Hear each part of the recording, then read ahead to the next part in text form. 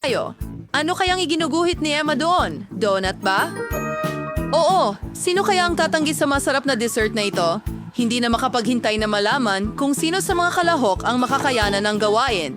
Pero determinadong manalo silang lahat. Wow, nagsimula na sina Lola at ang chef magluto. Tingnan mo lang ang chef. Madali lang para sa kanya. Nasa kawali na ang mantika at oras na para iprito ang ating mga donut. Ano ang problema dito? Gagawin ko ito ng sobrang bilis. John, sigurado ka ba? Sa tingin ko hindi mo alam kung paano magluto ng donuts. Sa tingin ko nahuli ka ni Lola. Hawak ko na. Huwag mag-alala. Magdadagdag lang kami ng kaunting mantika. Oh, sige. Oh, sana magawa mo ito. Sina Lola at ang chef ay nagsisimula ng maglagay ng mga donuts sa kawali. John, ikaw na ang sunod. Mag-ingat. Ang kumukulong mantika ay maaaring makasunog sa'yo. Oo, at binalaan ka namin. Well, hindi mo dapat nilagyan ng sobrang daming langis. Habang kalmado na naghihintay si chef at si grandma na maluto ang kanilang mga donut, nasa isang mapanganib na laban na ngayon si John sa langis. May kutob ako na hindi mananalo si John sa laban na ito. Naku po, tingnan mo nangyari sa mga donut na ito. Funner cereal to John ay nangwarsibid ang spatula. Huwag mong mag-alala, John. May maswerte ka sa susunod na pagkakataon. Ngayon tingnan natin kung ano ang meron ng iba. Wow, perpekto ang kanyang mga donut. Ano ang ginagawa niya? Oh, maglalagay siya ng jam sa mga ito. At ngayon ay isinasawsaw niya ang donut sa icing. Mukhang nakakatakam.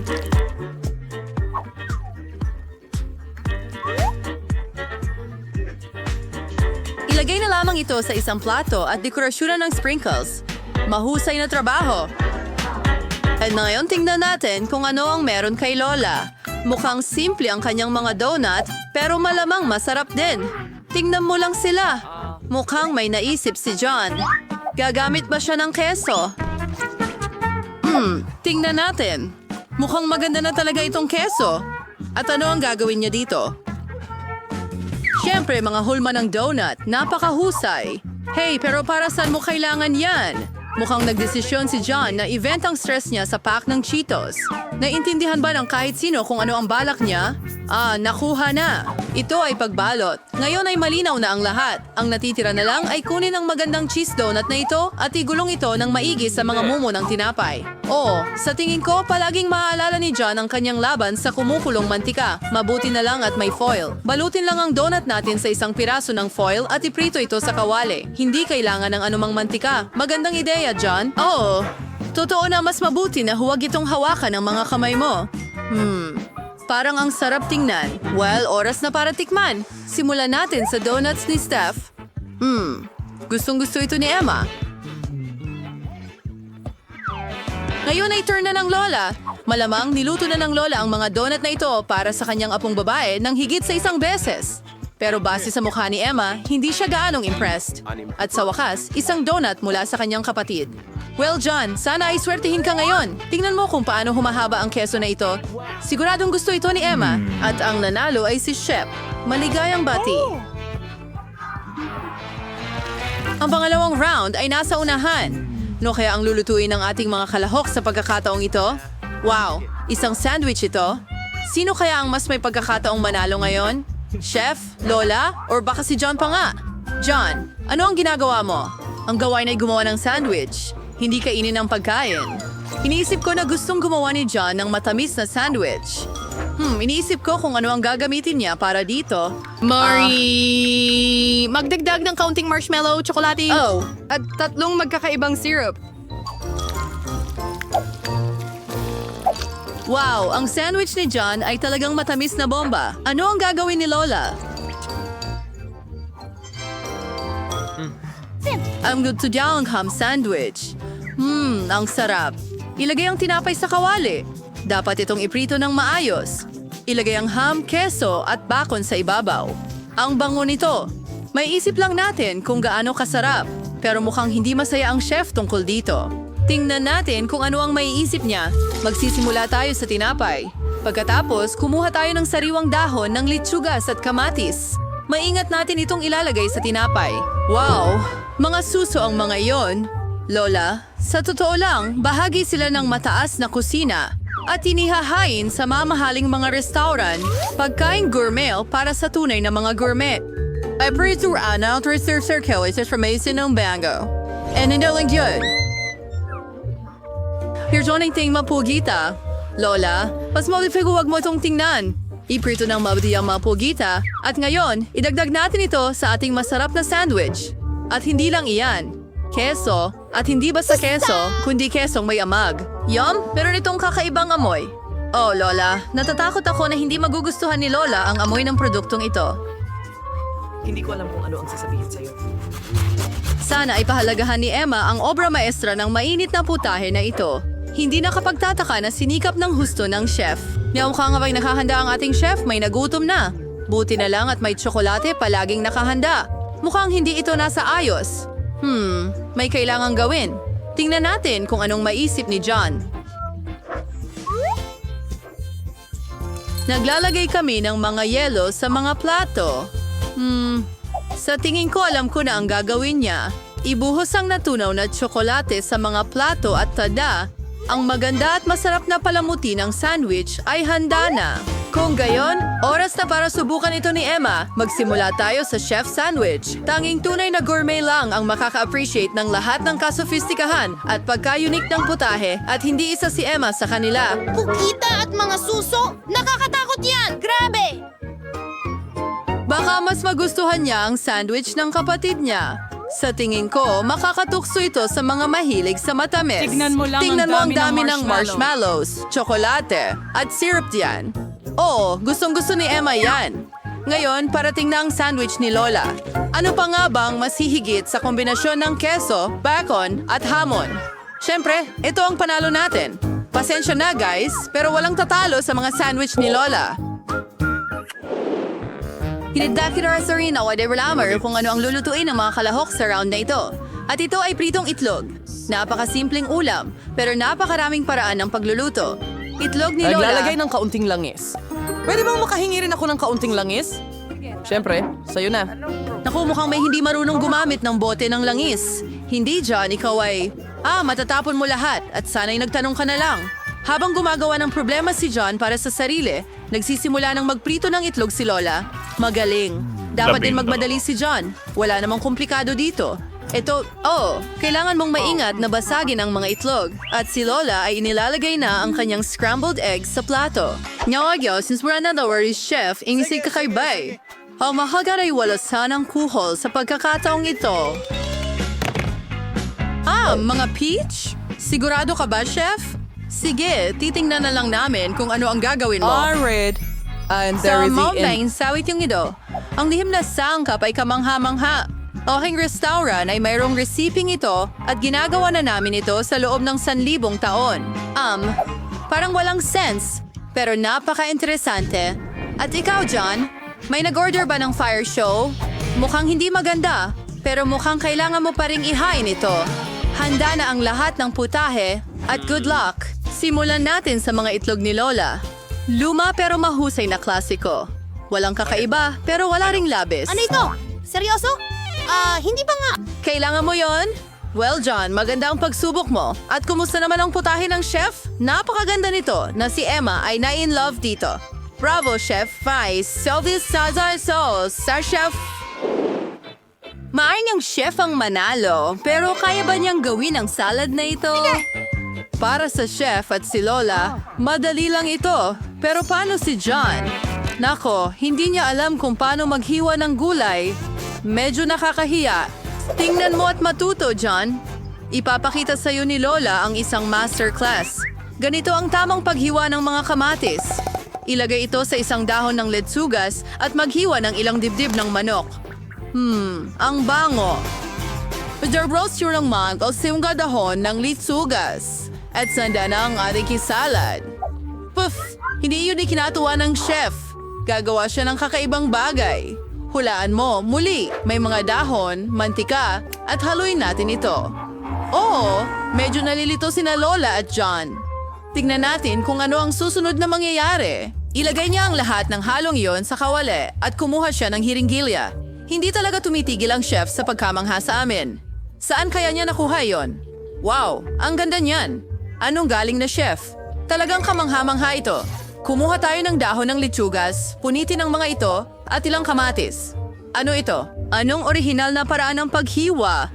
Mukhang tapos na si Chef, pero kumusta naman ang iba? Si Lola, syempre, wala siyang gano'n na orihinal na paraan ng paghiwa, pero masarap pa rin. Oo, at John, nagpuputol ka pa ng mga gulay? Kailangan mong bumilis. Oo. Lola, nag-order ka ba ng maskara ng pipino? Ipakita mo sa akin ang nangyari, John. Malayo ito sa niluto ng chef. Mukhang hindi nagising si John dahil doon. Pambura? Gagawa ka ba ng salad mula sa pambura? May mukhang yan na nga ang gagawin niya.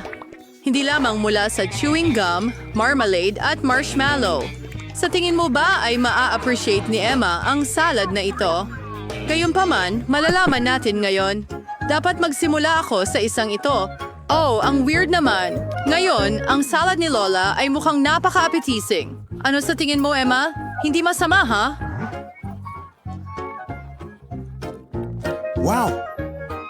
Mukhang ang salad ni John ay talagang pag-ibig sa unang tingin. Sarap. At mayroon tayong panalo. John, nagawa mo ito. Binabati kita. Isulat... Lola? Okay, guys. Sa unang round, gusto ko kayong maghanda ng Coca-Cola jelly para sa akin. Madali lang yon. Jelly? Hindi ko pa... Sino kumuha nito? At talaga namang wala akong ideya kung saan magsisimula. Una, syempre, kailangan mong Kaya dumumi. gawin na natin ito. Halos perpekto.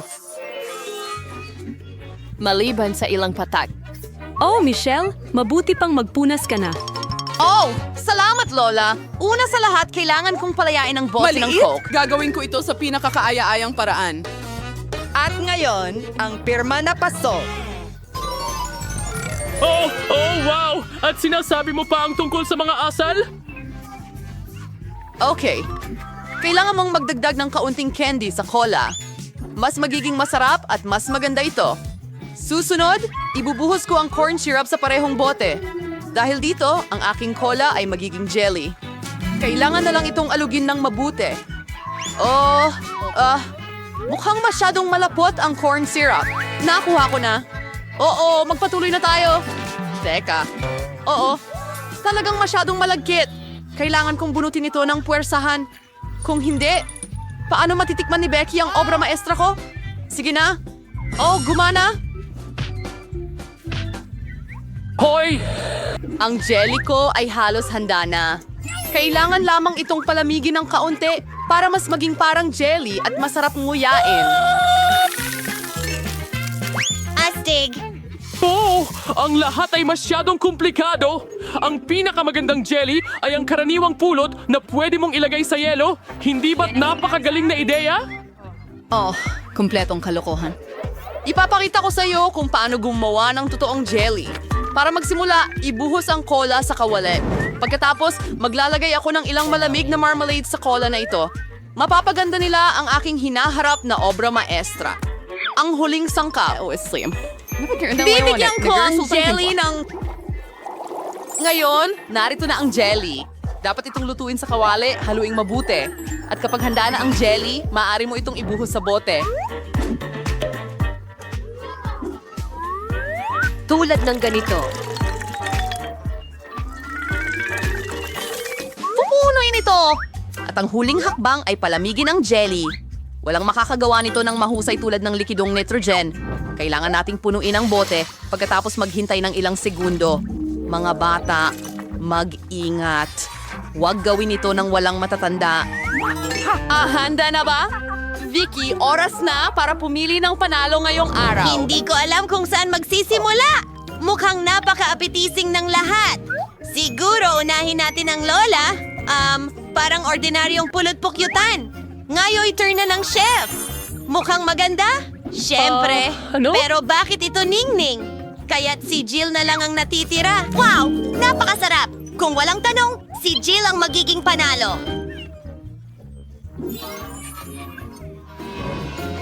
Oh, alam ko yon.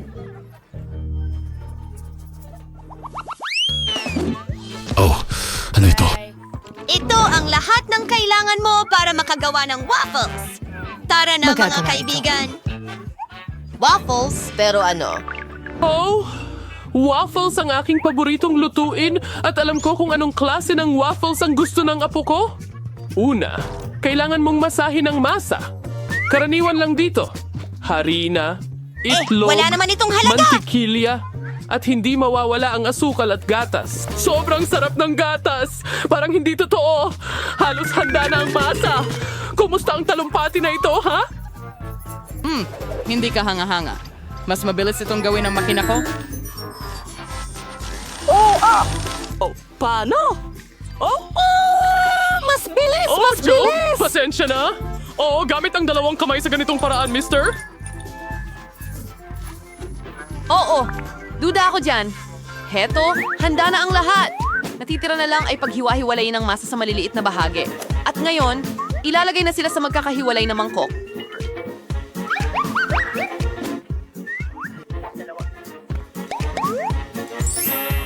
Makulay ito. At ngayon maaari na nating lutuin ang ating mga waffle. Sa tulong ng makulay na masa, makakagawa ako ng makukulay na waffle. At may masarap din ako. Sinubukan ko na ang lahat.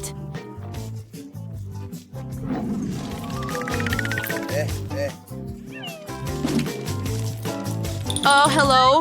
Sa tingin mo ba kaya mong makipagkumpetensya kay dakilang Chef Annie? Parang hindi naman. Handa na ang aking rainbow waffle. Ngayon, kailangan mo itong ipresenta ng maganda. Bakit hindi gawin ito sa itim na plato? At ang kaunting whipped cream ay magiging mga ulap. At ang kaunting makukulay na sprinkles ay hindi. Narinig, para sa dagdag na ganda, ang galing, dyan sa itaas. Oh, alam ko na ang pinakamamahal ng apo ko ay ang waffle ng lola ko at tapos na yon.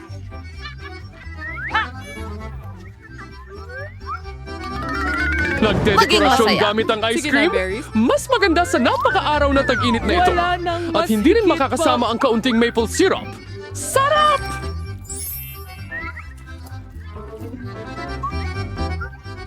Ang weird nun. Kumalma ka. Kontrolado ko ang lahat. Oh, hindi. Oh, may ideya ako. Sigurado akong merong kapakipakinabang doon, pero hindi iyon. Oh, malalaking tainga, hindi ko alam na meron kang oras para makapasok sa aking... Kaya, ang kailangan ko... Pancit! Ito ay mula sa Instant. Gagawa ako ng bagong waffles. Puding. At bagsak. Mukhang masarap ito. Sa tingin ko hindi. Kung ganon, Tama tanungin lang. natin si Vicky. Aba, anong klaseng noodle up ito? Hindi ko pa ito nakita. Sana maganda rin ito. Tingnan natin.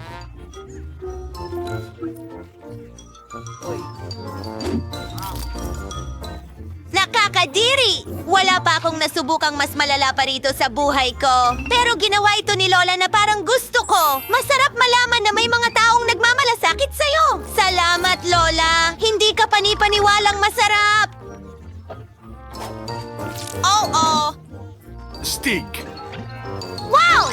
At si Chef Annie ay lumikha ng totoong obra maestra. Bukod dito, napakasarap nito. Bravo! Pero marahil sa pagkakataong ito, walang makakumpara sa waffles ni Lola. Mahal ko ang mga ito simula nung bata pa ako. Siya ang panalo. Oh, hura! Alam kong kaya kong talunin ang lahat. Ano ito ngayon?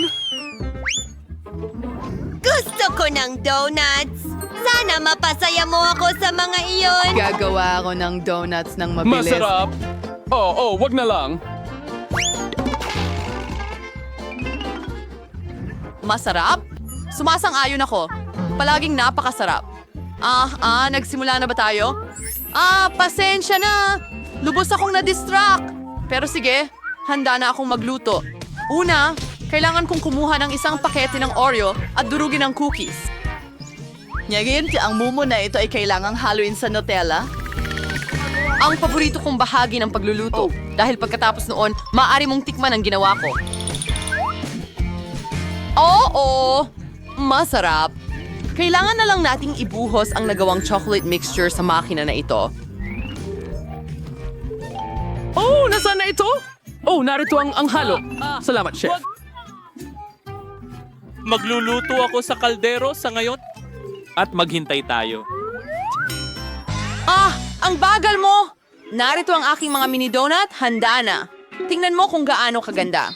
Ngayon, kailangang hatiin ito sa kalahati. Ganito lang. At pagkatapos, ilalagay ko ang syrup sa loob. Malapit na matapos. Ngayon, kailangan ko ng likidong marshmallow na gagamitin kong pangdekorasyon sa ibabaw ng mga donut ko. Para dito, ilalagay ko ito sa isang bag at pipisilin sa mga donut sa pamamagitan ng butas sa kabilang side. Napaka-kumbinyente at masarap. At ang huling hakbang ay nananatili, sprinkles. Kung wala ito, hindi magiging donuts ang mga donuts. Tingnan mo kung gaano kaganda ang pagkakaluto ng mga pasta na ito.